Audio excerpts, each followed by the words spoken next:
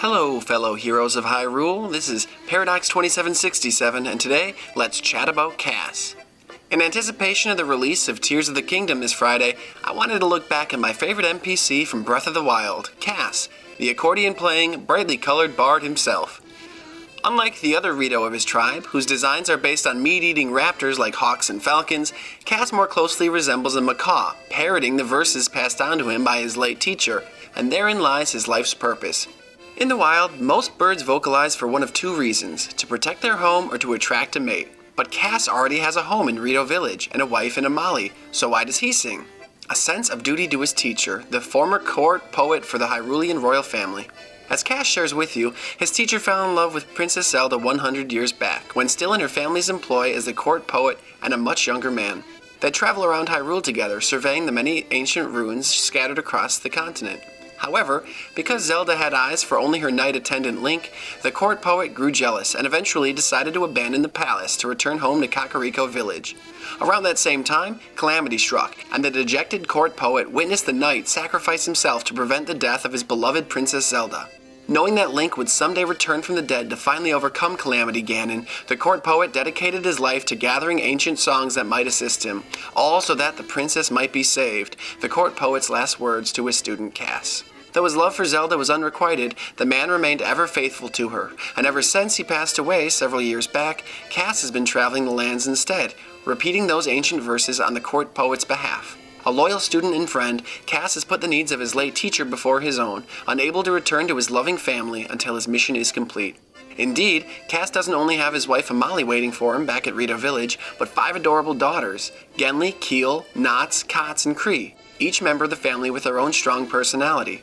The matriarch Amali takes on a typical mother's role, always wanting her kids to be safe and to know where they are, standing outside in any weather and calling out for them when she doesn't. She's very supportive of her daughter's singing, the only hobby they all have in common, and is more than happy to provide their meals when they get back from practice, spending much of her time in front of the cooking pot of their kitchen. After all, she gets it. A full stomach always makes her feel better, especially if it's full en salmon meuniere. In fact, she and one of her daughters have that favorite food in common. Genli, the greenest of the sisters, and therefore the closest in appearance to their mother, is also very much food motivated. In fact, an entire side quest centers around gathering the ingredients for the very salmon meuniere she craves. Besides this, she also confides that she doesn't like to sing as much as her sisters because of stage fright. Could the same be true of Amali? It would explain why, though Rito women especially are known for their singing, she doesn't join in on the recitals of her daughters.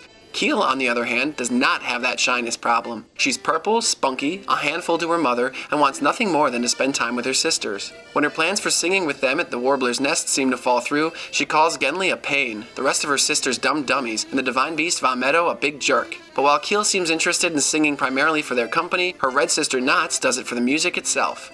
By far, Knots practices her singing the most of all of Kass's daughters, always with a tune to share. She wants to keep improving, and even sings several of her own compositions, from Birds of a Feather to the 2-movement Return of the Bird-Wrangling Hero. Her sister, Kots, might do the same, if only she could remember the lyrics. The yellowest member of the cooing quintet, Kots is known for her frequent musical mistakes, her nervous disposition, and her forgetfulness. Most of the time, she's so absorbed with catching fish, her mind has little room for such frivolities as keeping plans to sing with her sisters. Which brings us to the final of the 5, Blue Kree, who might be able to give us a little insight into the mind of her father. After all, she's the same color as Kass, and Green Genli shares a lot of similarities with her emerald-earringed mama Amali. Kree proves to be the most sensitive and empathetic of her sisters, not crying over her own problems and absent father, but because Molly's father's hurt, and Tulins is missing. She mentions that she wants to help, but doesn't know how. This is a running theme with Kree, not quite able to prove herself. She doesn't know lyrics, she stumbles after her sisters, but all the while she remains committed to helping them and others. She's always the first up to their singing platform in the morning, even if she isn't the most passionate sibling when it comes to singing. Their needs come before hers,